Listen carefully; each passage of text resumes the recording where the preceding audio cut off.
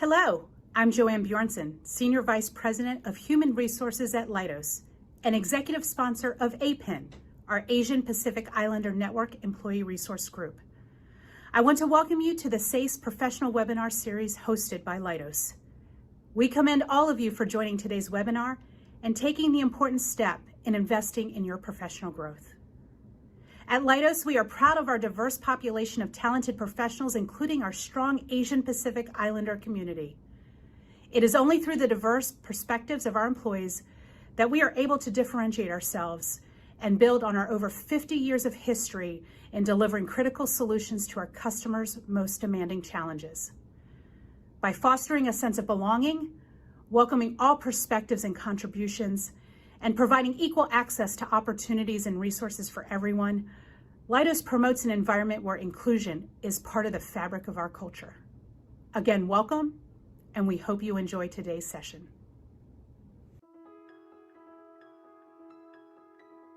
Scene 5, take 1, Mark. Inclusion is access to opportunities, unique perspectives. Inclusion is to a team. Access to opportunities, unique perspectives. Inclusion is belonging to a team. Access to opportunities, unique perspectives. To achieve. Inclusion is belonging to a team. That respects our differences. Access to opportunities, and embracing our unique perspectives. To achieve. So let's go from the top. Inclusion is belonging to a team. That respects our differences. having equal access to opportunities, and embracing our unique perspectives. To achieve. greatness. I like it. Inclusion Fuels innovation. Inclusion is all all of of us. us. Inclusion As Leidos.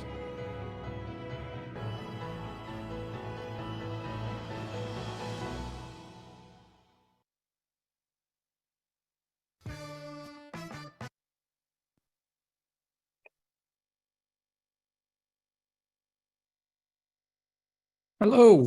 Hi, everyone. This is Parag Matawar. I'm the Director of Professional Programming here at SACE. Can I get a thumbs up, Sirisha, on whether or not you can see my screen? Or thumbs up to anyone, whether or not my screen is... Okay, thank you, Jessica. Perfect. So, real quick before we get into today's webinar, for those of you who are brand new to our SACE Pro family, I wanted to let you know what we do.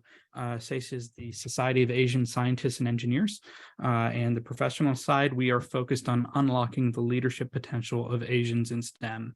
The problem that we face is that Asians are 50% less likely than our non-Asian counterparts to be promoted, actually, 50% less likely than our Caucasian counterparts to be promoted to even middle management. This creates an Asian leadership gap. And so the reason for this is fourfold based off of our research: the lack of political and organizational savvy, the cultural deference to authority, ineffective communication and influencing skills, and an aversion to risk-taking. The challenges as we see it is awareness of what I've just shared with you in the past 15 seconds. The need to tackle this through leadership training with the cultural context that lands with each of us.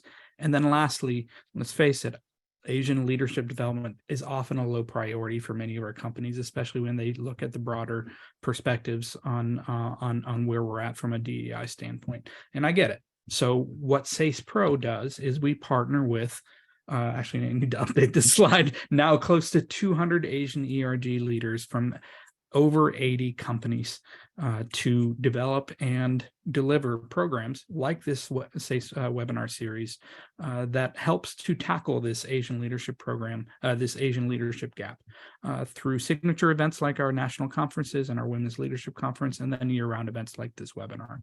This webinar is an ongoing free series featuring our training partners and or executives. We run them about once a month. The recordings are posted on our website for about 2 months following, and you can follow us and figure out what's coming up either through the webpage, saceconnect.org/webinar, or following us on LinkedIn is what I would recommend highly. And lastly, to get right into the thick of it, I am so pleased to present our next our today's webinar presenter, Sirisha Kujamanchi.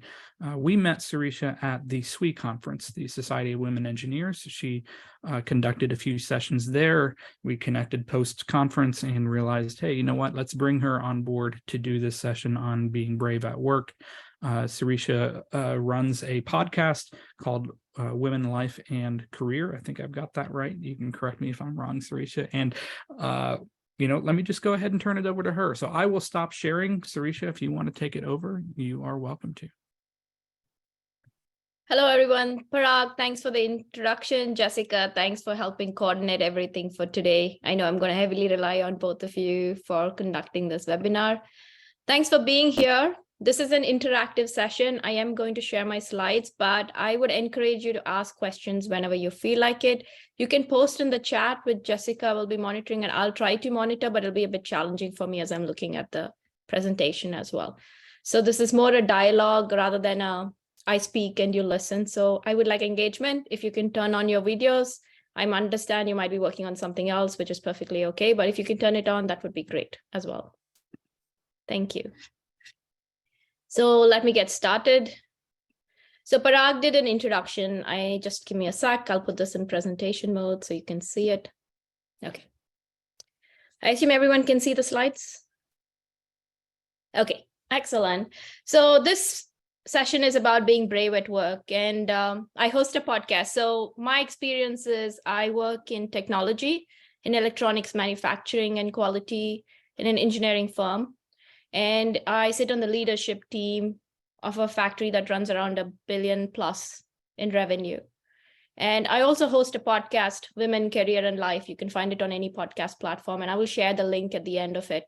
And I just actually started to host a live radio show last week. I just had one session, and I'm doing the second one on Saturday. So kind of a little bit antsy about it, but also looking forward to it. So being brave is all about jumping in and trying to figure it out as we go.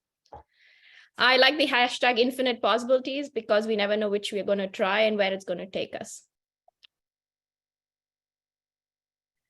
So first, as I said, this is an interactive session. So this is the question for everyone. Please type it in the chat. What do you want to be brave about?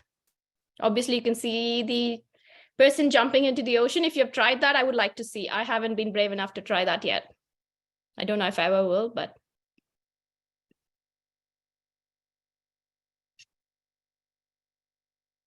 I think I can't see the chat, so just give me a sec. Yeah, so we've got asking for a promotion, seeking advancement opportunities, speaking in front of a large group of people. So Joyce, actually, maybe you can do our next webinar. Standing up for my values for everyone, asking for flexibility for all. Some really awesome public speaking, another one, running a nonprofit organization. Oh, Gil, hey, I can help you with that. Embracing changes. To quit my corporate job and pursue my passion. Very brave to put that out there. So yeah, fantastic options here. So yeah. Yeah, those are great. Actually, I like that. It's a nice variety. I talk about some of them, but we can touch on all the others as well as we go through. And like I said, it's a dialogue. So, if you feel like I haven't answered your question, let's have a discussion around it. So in today's talk, I'll have stories of my own. I'll be sharing stories of others that I've spoken with. And I would like to do a case study and who are volunteers when I come to that part of the presentation. We can take that and kind of work it real time and see where it goes. So I wanted to start with my story. I just kind of did a brief intro on where I am and what I work as. But this one, I have this picture up because I took a 2-month trip with my kids to India and Europe this summer. Like I said, I sit on an executive leadership team reporting into essentially a GM. And so I have a team that I support and upper management that I support as well. And the idea of stepping away from work for 2 months from such a role is quite challenging. It's not something that is the norm. And I'll tell you, in those 2 months, I didn't log in. I didn't work at all. The only time I logged in was every 2 weeks when I had to approve a time card because nobody else could access it. That was the only time I actually managed to log in. And this picture is not as good and pretty as it is. I found it on Canva, but I went to Kerala on this trip. And we went up to this Ervaikulam National Forest. It was misty and the mountains and hills, and it looked gorgeous. So this is kind of a reminder for me.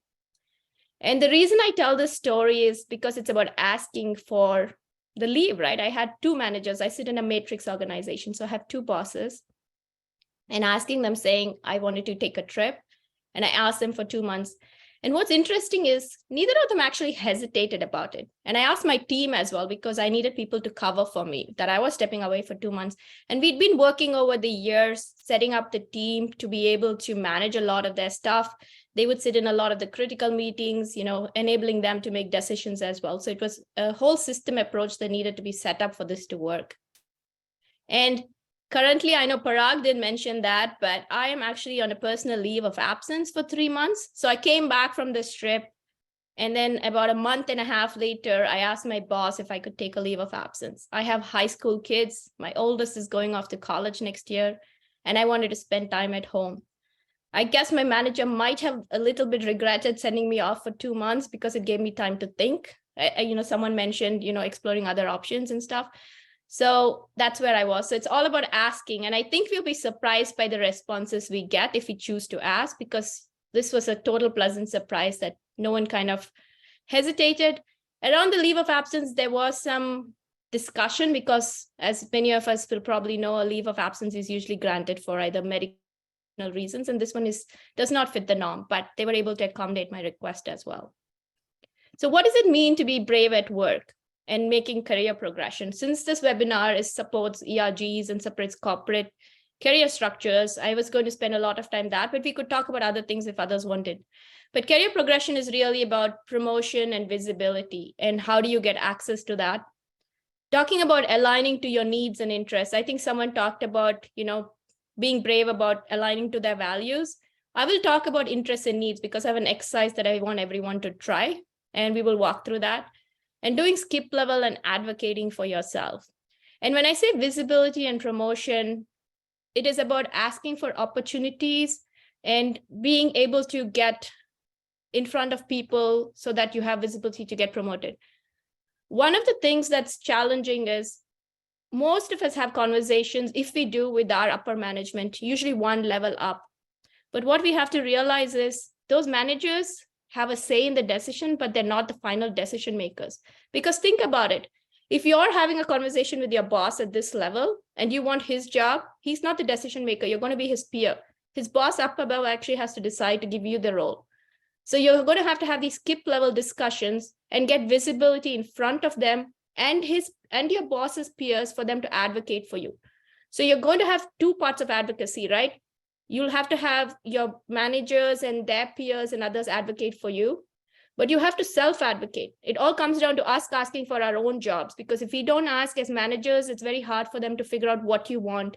And I remember this story. I was talking to the senior woman who, was in the defense, in the government sector. She was a deputy director to a well-known national organization. And, internationally recognized. And I was asking her about her career progression. And she said when the director role came up, she was actually passed over.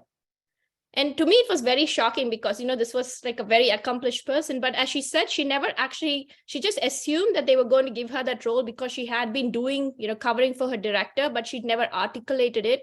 So when she went back and asked them, I think people very often, and this is what I've heard from many people, is if they don't know and you haven't articulated, it's very hard for people to think of you in that role. So you have to ask for it and make sure that they know you want the job so that they can think of you in that pool.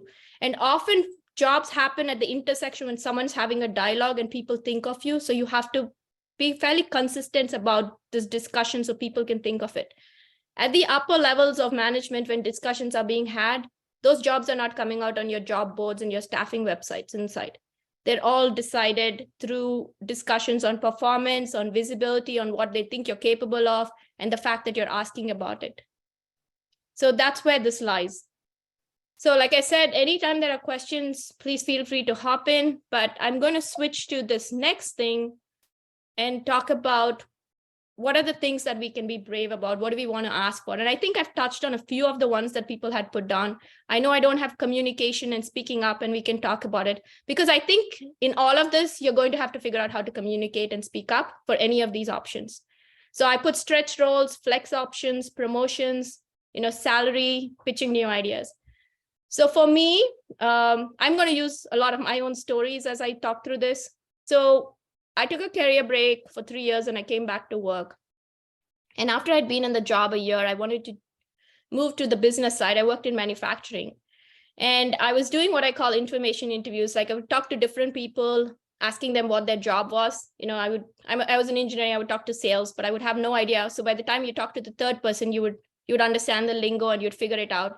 So I had a lot of conversations with every group, every job function that was there. And then kind of had landed on the fact that I wanted to do a program management role.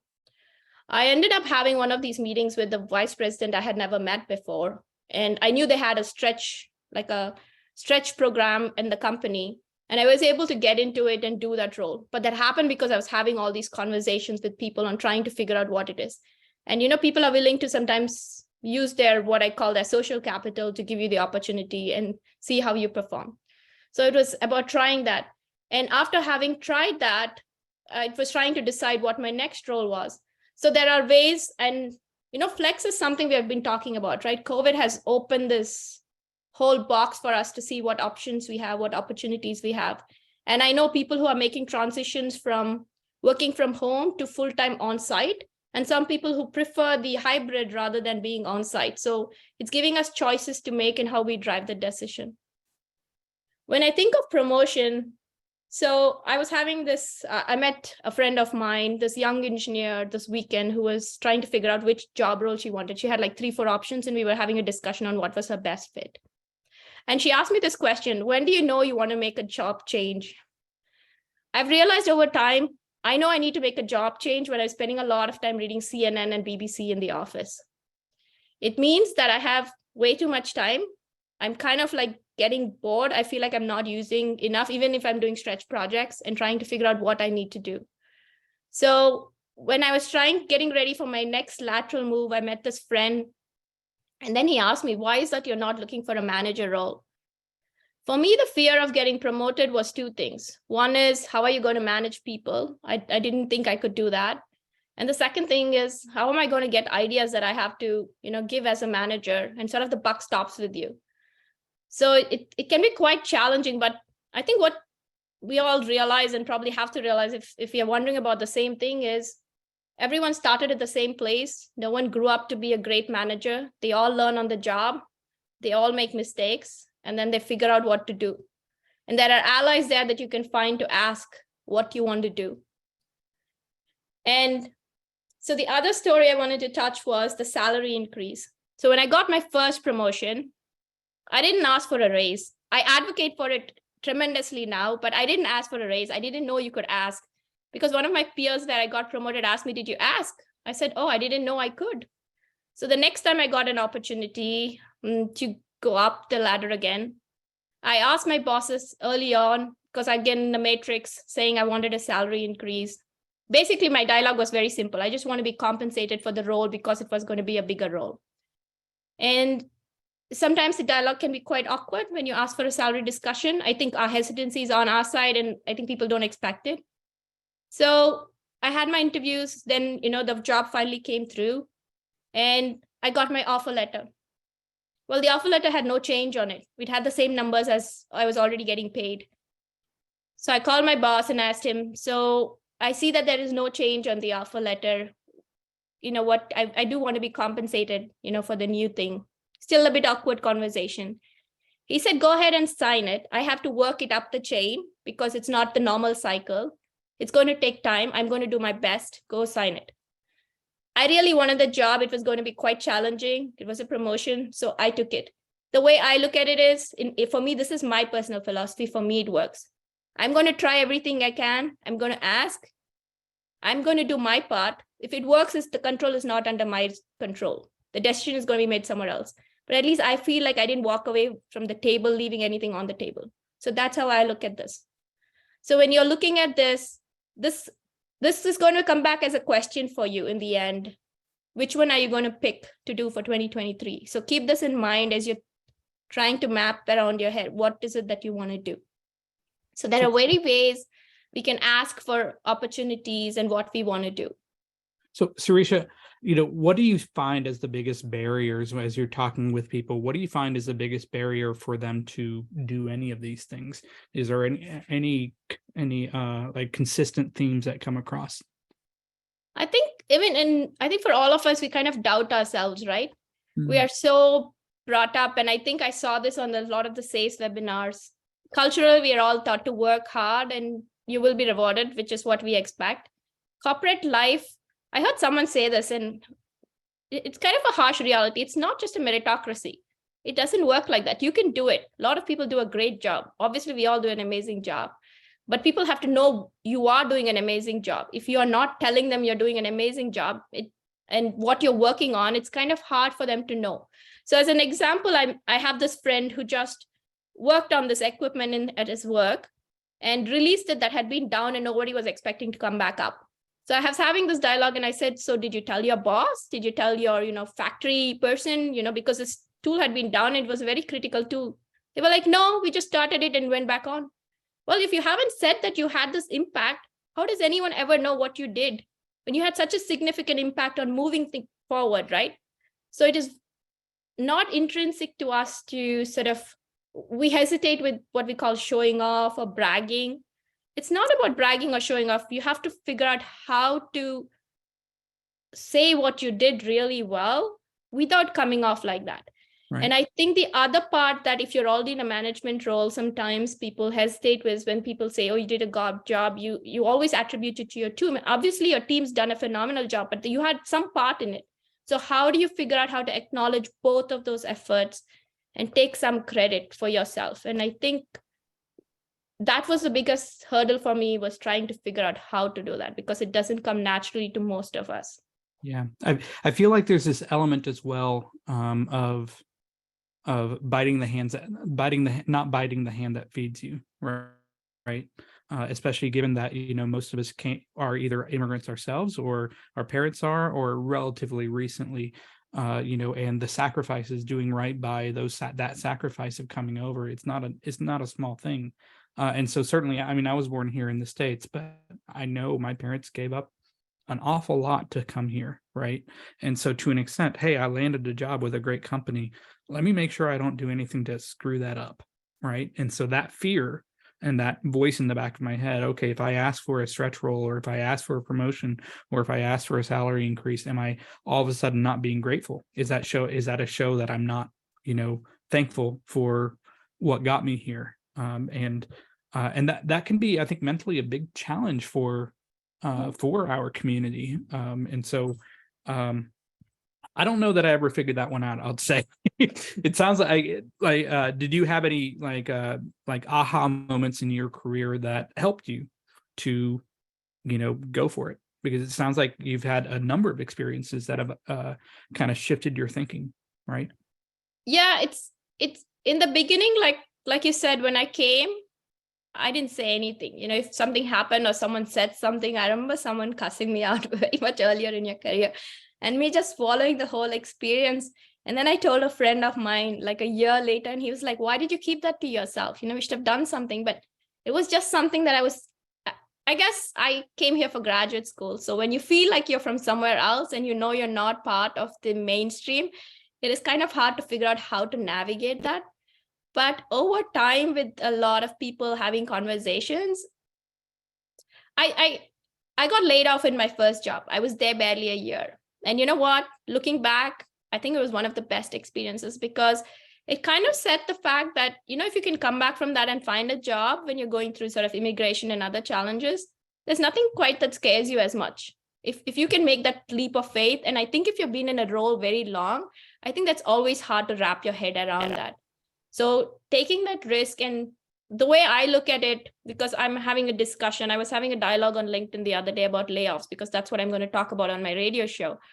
And I think it's very hard to separate our identities from our jobs and our titles, because we are so intrinsically tied to it. what we have to remember is our skills and our experience helps us leverage our experience in the job. And it's something we carry with us. The title is good, but it's not who we are, right? It's just one of the things. Like someone said, they want to be brave about stepping out of the corporate life. Well, that is going to be quite challenging, I would think, for all of us to do it, because culturally, as you said, you get this job and you're going to do this job, and that's kind of the mindset. So that is hard in itself. And then stepping away and thinking, how do you want to define yourself without having your corporate title or other titles around you can sometimes be challenging to figure out as well. So Thank you. And as Parag was asking, I was thinking of another story. So this is not about salary increase in this role, but I saw this post on LinkedIn a few months ago. And it was very telling, very shocking. There was a lot of adverse reaction on this post. So this HR person posted saying they had an opening and had a female employee apply for this role who got the job. They offered her around, I think it was like 80,000. And I don't know if I don't think she negotiated, and she took the offer. And the HR person posted on LinkedIn saying, well, the job actually had a cap of 120,000. So I think two things take away, right? First, the person didn't negotiate. But I think what ticked a lot of people on LinkedIn was, well, when you had 120K, why did you make such a huge differential offer? So I think the expectation now is everybody expects you to negotiate. There are ways to negotiate. So that's something I'm not going to talk to. There are tons of books, lots of articles to read on how to negotiate, because there is an art to it and how you provide value.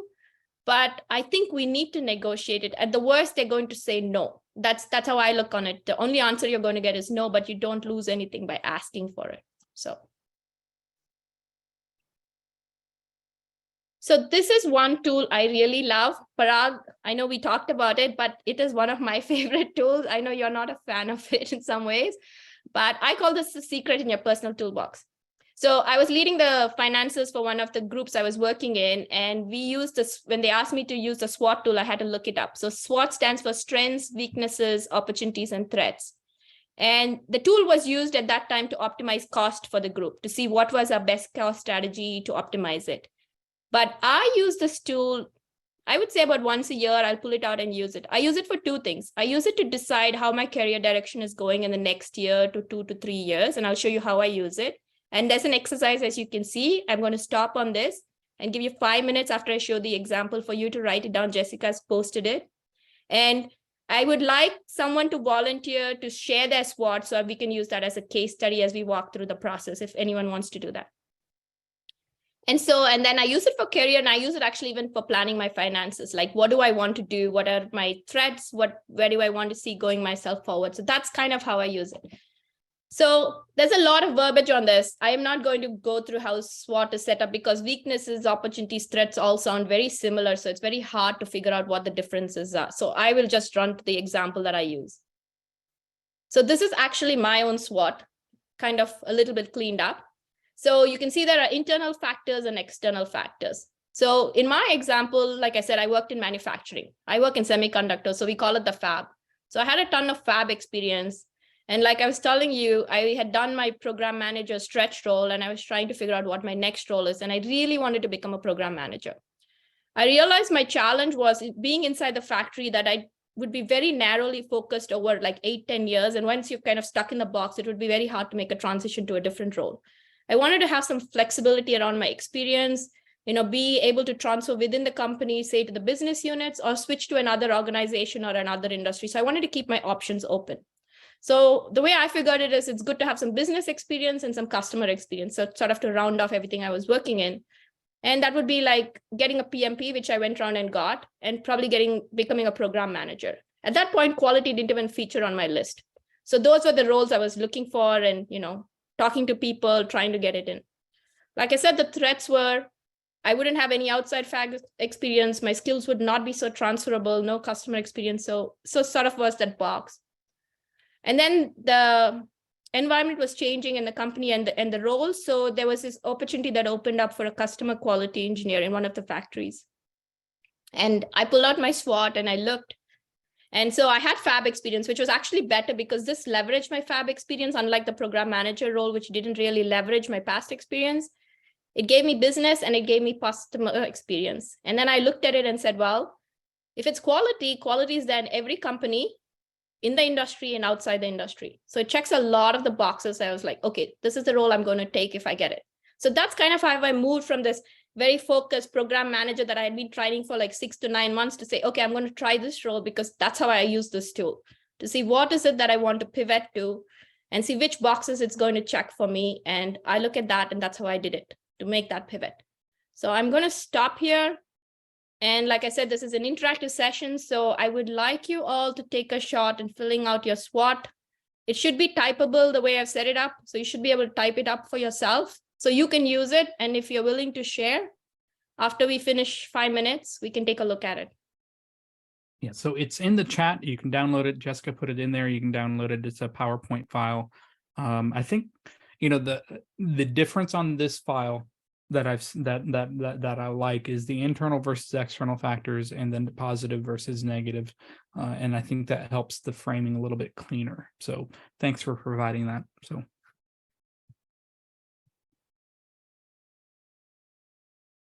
And Sirisha, how would you, the 5 minutes, will just like give the time to folks and okay. It says it's 3:31 on my phone, so maybe 3:35-ish, 3:36. Sounds good. Cool.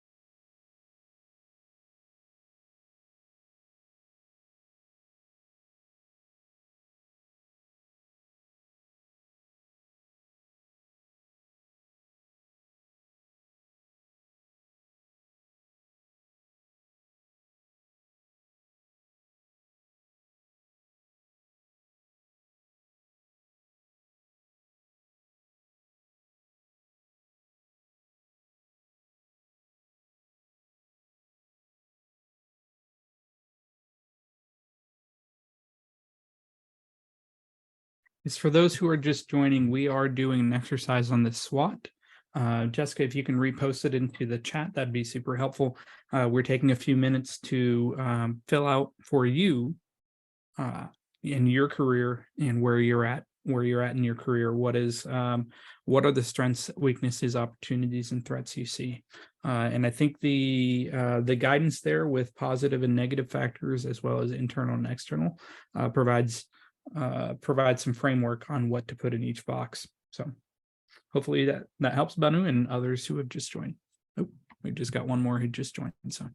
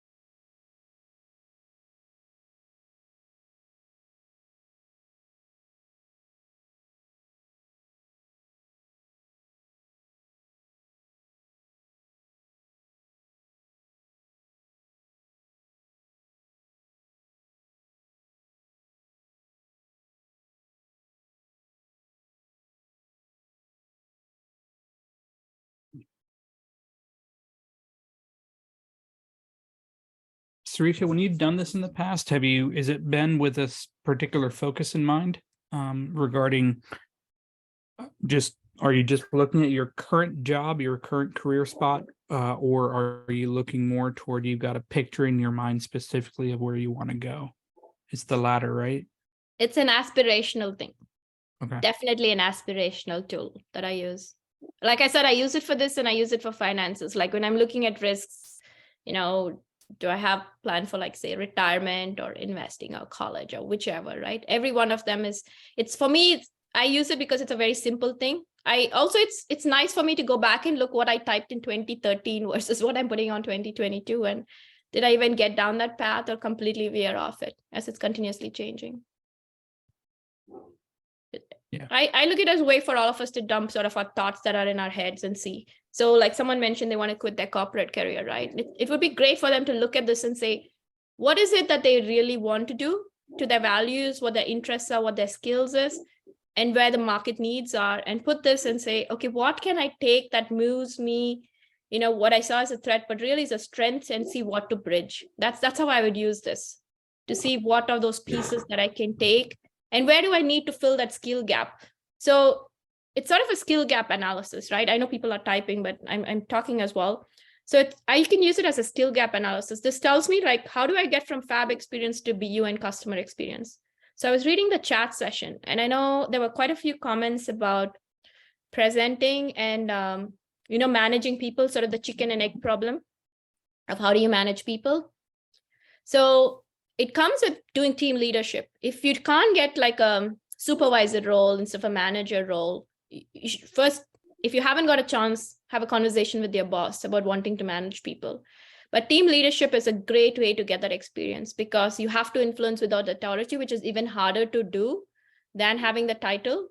So that's where I would start. And if you're able to steer the team, get value out of it and have a strong impact, I think that speaks volumes.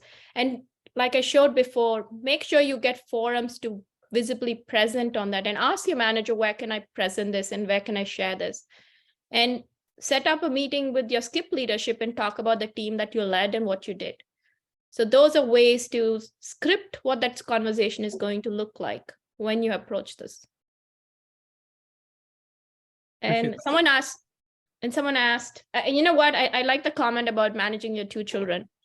There is this ad, I don't know if I can find it, but you should probably Google it. So Tanishq is this Indian jewelry chain. It's spelled TANISHQ. So they have this ad that I had on my Instagram feed that I'd posted, where this lady goes to ask for a job, and she's talking about her work experience. She's talking about taking care of her children for the last 3 years. And you won't realize it, and the manager doesn't realize it, the way she's framed the discussion. So there are things we do as, working mothers or stay-at-home moms that takes a lot of effort on our part. So it could be experience that you do at a nonprofit. So think about how you can use that to move it forward, how to reframe that discussion. Okay, I think we have taken more than 5 minutes. Does anyone want to share? Any volunteers? You can unmute, or I don't know if you can see a show of hands. There's a way to share hands if you go to reactions at the bottom screen, or you can just unmute and put your video on and take. That's totally fine. So I can share. Sure. Okay, please go ahead. Yeah, let me share my screen. The thing is, I'm not able to see who's speaking. Yeah, so... I'm Samad Javid. Yeah, let me. Okay, very good.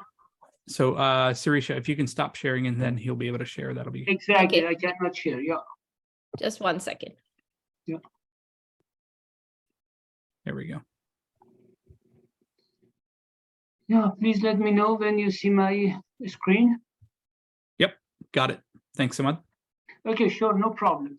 Yeah, I think my strengths are that I have significant manufacturing and research experience. I have modeling and experimental experience as well. My, weaknesses for these opportunities. The specific opportunities, are customer interaction and management experience. My opportunities are, people and program management. I have worked, with a lot of teams, multidisciplinary teams in my, manufacturing and my research, work life. And then, I have worked with a lot of quality system managements during my manufacturing work.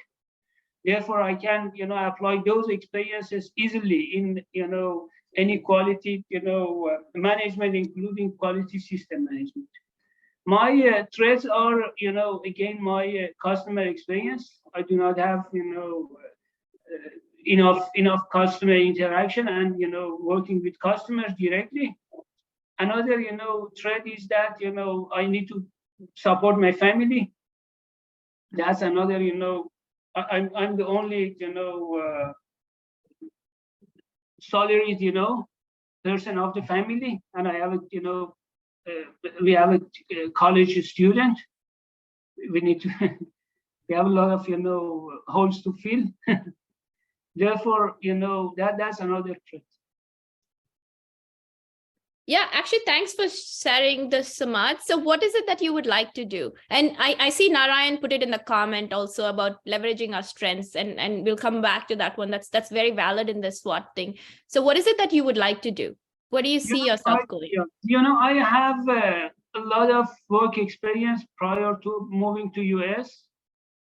I was working for a manufacturing company for 13 years, and then we moved to the US, and I did my PhD here.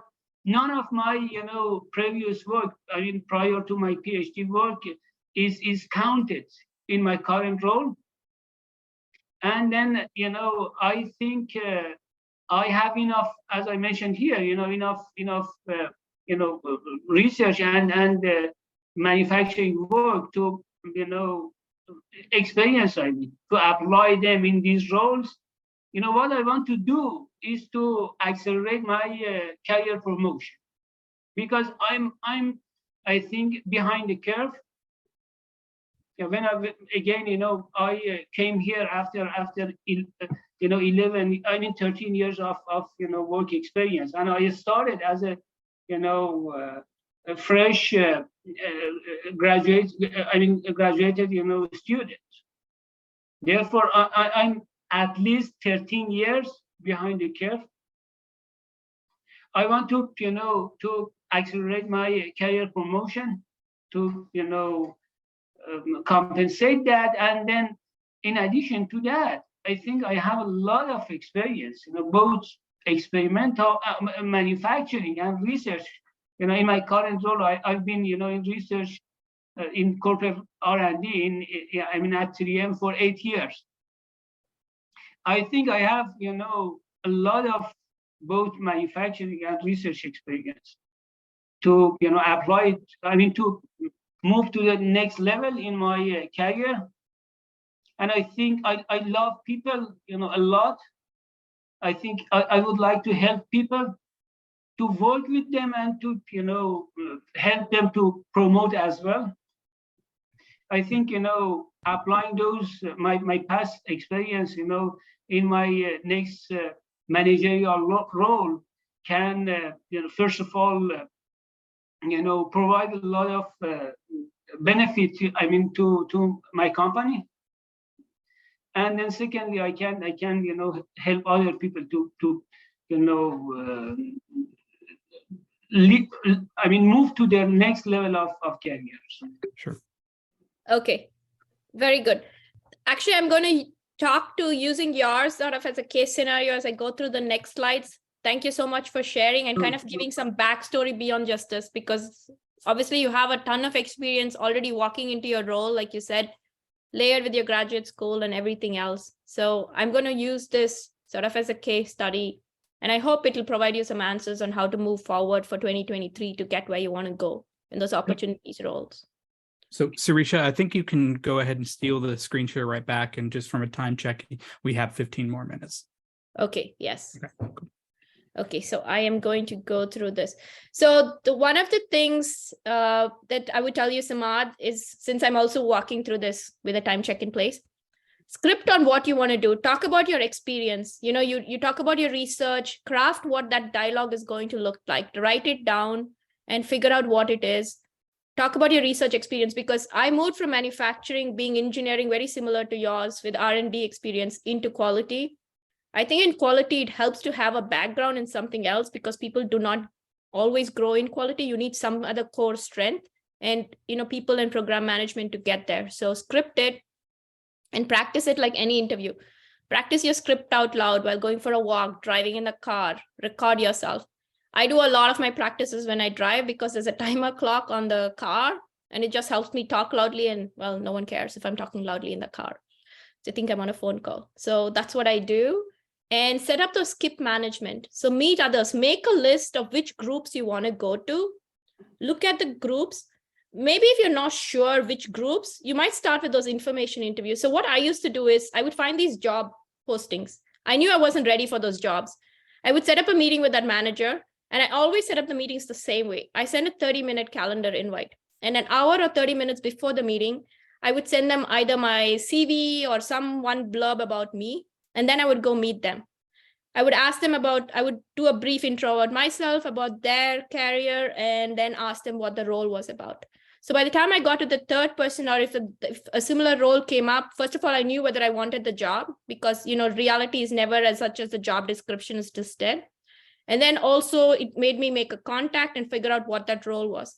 So figure out who on that list you want to go, which groups you want to go to, and start setting up those skip management discussions and framing that and learning through that process. Also talk to some friends and colleagues you trust to whom to go to in that role. So I'm going to do this poll quickly. It should take you like 2 minutes, since we are in a time crunch in some ways. Opportunity knocks. So what holds you back? That's a Zoom poll. It gives you 3 options. So please tell me which one you're going to pick.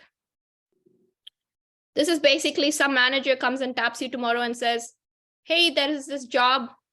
Do you want to take it? Are you going to put your name in?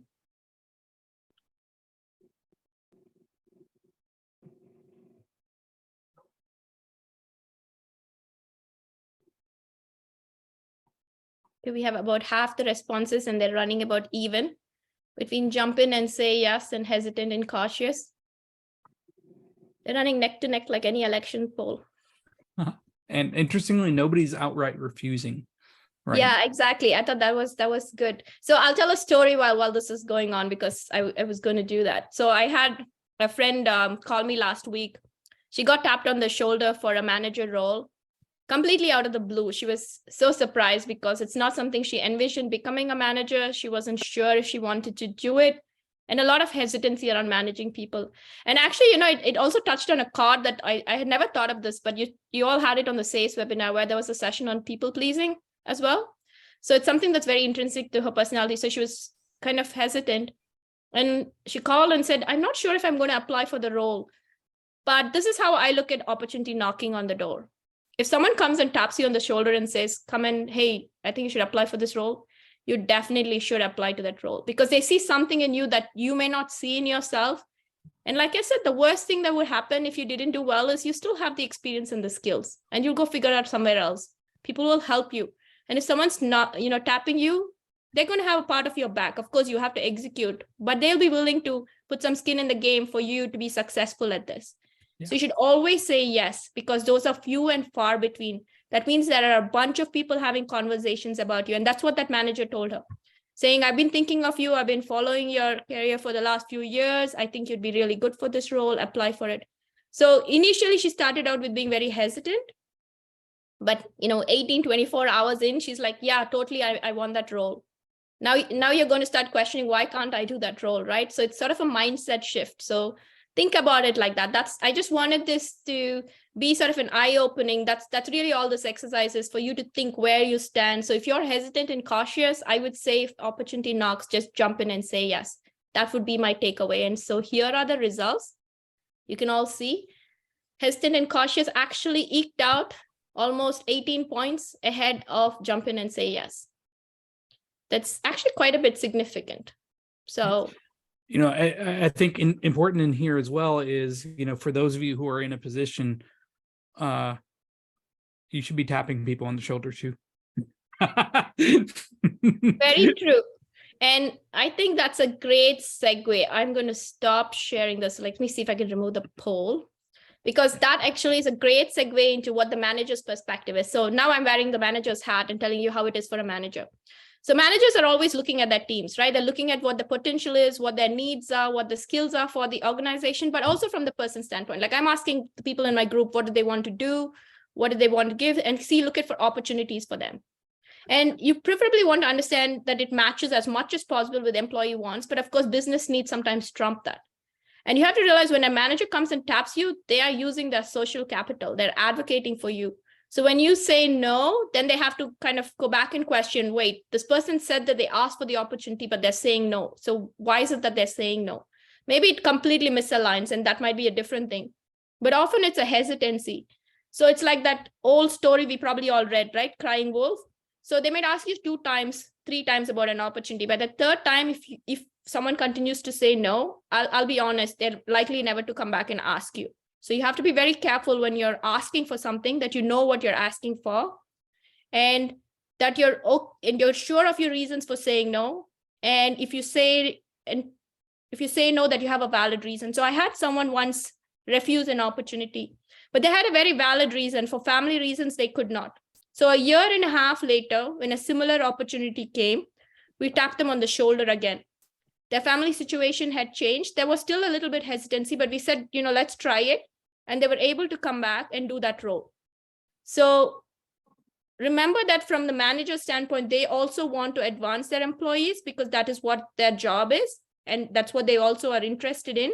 So they are using their social capital. So you can really help in this middle space for them to figure out what it is that you want so you can align on it. So I'll briefly touch on this because I think this is something that a lot of people talk about. And I look at imposter syndrome. Yes, it exists, but I think it's more the belief of us self-limiting ourselves on saying, I cannot do this.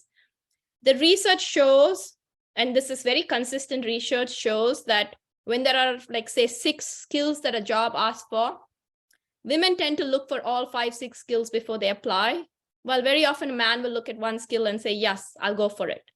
I know this ERG forum might be slightly different, but I'm just joking about generic research. So it goes to everything I've been saying. You apply for the job, you bring a unique perspective. So if I was to use the Mark's example, you have your 13 years of experience, which may not be leveraged at 3M now, but see how you can leverage that experience and stitch it into the conversation you're having with the boss and saying, this is what I bring to the table. And the reason I talk about being you and being different in the same sentence are 2 different things. You will be different from everyone else because you have your own unique experiences that you bring to the table. But the reason I say be you in the job is when I got promoted both times, and this was very important, and I didn't realize how important it is. And if you're a manager, I would suggest everyone should do this, is I had both my managers tell me, don't do the job the way the one before you did it. Do it your way. And it's such an empowering, freeing thing to be able to do because we are all so conditioned, especially if you replace your boss's role, to do it the same way because you think that is the right way and they have been successful at it. But really, that's not what they're hiring you for. They're hiring you for you. So do it your way. And it's okay to do it. It doesn't have to always be right. You'll figure out what that looks like and go ahead and do it that way. And interesting, the other part is I took a role. So I took my boss's role and he became my boss. So, I replaced him and I wanted to make changes in his group, but I wasn't quite sure how to do it because, I had just replaced him. But he told me, you do what you want to do. It doesn't bother me. So that also was kind of freeing because I could make changes without worrying, oh, what is he going to think about it? So we have to give that safe space if we hire someone into a certain role for them to do it their way. It may not be the way you are thinking it needs to be done. So we're pretty much coming to the end of it. So when you ask, what do you want to do? What can you do? A lot of it is about, not making the manager's job simpler is not like you do their work for them, but, enabling something, making a change or streamlining a process. Having clear expectations on what your job role is. So one-on-ones, have to be very critical, quarterly reviews. Don't wait for year of end review to have this career discussion or a certain discussion. Be very consistent about it, but not overwhelmingly so. Every so often, tell them what you're working on. All of this discussion is imperative that you're performing your job well and you're really doing well at it. I mean, that is a given. There's nothing that I'm going to say that's going to circumvent that. And then you ask and pivot to whatever that role might be. And these are 2 quick questions. Do you have a mentor? And think about it. I don't know if you have time to do this poll. If you do, I'll give it 1 minute if you can quickly do it. And the reason I ask this is it is tremendously helpful if you don't have one to find a mentor. It doesn't have to be a formal program. Someone you trust, someone you want to build a relationship with, someone you want to aspire to. Because it is so important to have someone to bounce the ideas. It's a safe space for you to have a conversation. You really need to think about it. I would encourage you to get one. I've had the same mentor for 7 years, and it's a very strong relationship we've built over time. And it really helps me when I have questions and I'm struggling with something to call someone and have that conversation. So looks like we are about 50%. You can see here on yes, when meeting frequently. I like to set up meetings consistently, like every quarter, every 2 weeks. I set it up on the calendar. That forces me to prepare for it. So that's what I do. So I would suggest those who are struggling to know how to get a mentor, the easiest thing to do is a prior manager, a former manager who you got along with, who already understands your work style, already understands who you are and what you deliver. That if you don't hold on to that person as a mentor, that's a lost opportunity. So if you don't know where to start there. Yeah. And then the other part is a board of directors. For those of you wondering what a board of directors is, basically you're the CEO of your career. So you have a board of directors, just like every corporate company has one. So it's about diversity of experience, age, skills, everything. And think of it as a dynamic thing. It's not like you'll have this board sitting here. You'll keep changing the people depending on where you're pivoting. So say the gentleman or lady who wanted to shift away from corporate, maybe your board consists of all people in your skill. Now say, I do podcasting. So say you want to get into podcasting, you start moving that board into a little bit of this and a little bit of that. So it's a constant flux. And I'm going to end this poll. I think we have about 31 responses, so about a third of it. So think of this and what this means. And I'm going to suggest, because I do talk about all of these topics in my podcast, I'll share that in a minute. You can take a listen in it and see what we mean by board of directors, because we don't have time to deep dive into it, and see how you want to frame it. And actually at the end of that podcast episode, I have a poll where we feature movie characters and you have to think about who you're going to pick on your board. It has like, would you pick Yoda? Would you pick someone else? So you have to think about who you want on your board. So here are the results for this one. And this is the last slide.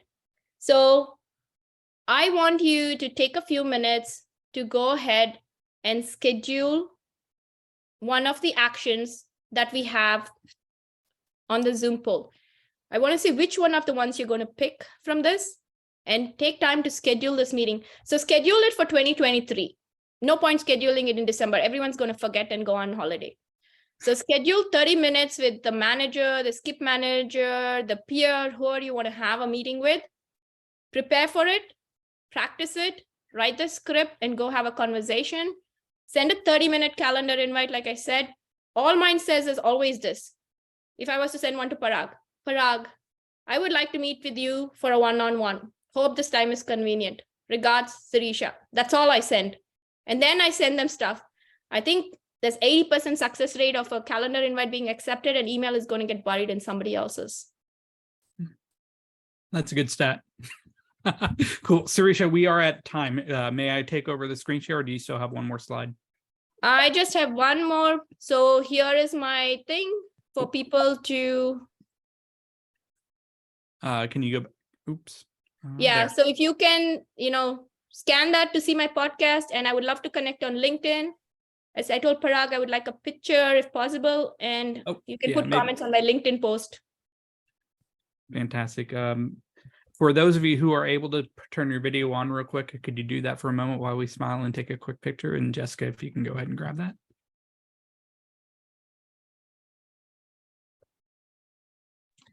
Okay, go ahead, Okay. Jess. Is that all?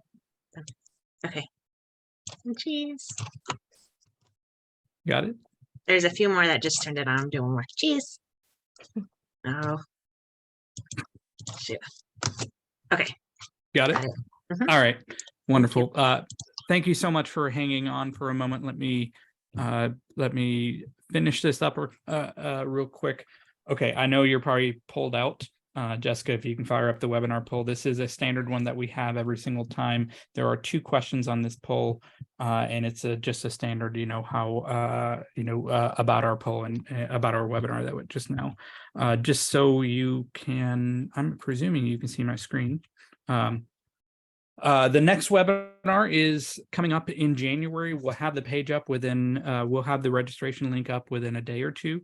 But it is Farzana Nayani, who has recently released a book, The Power of ERGs, Power of Employee Resource Groups. From what I understand, this is the 3rd book that's really out there focused on ERG development and ERG leadership. Those of you who are ERG leaders and your peers, this is the talk for you.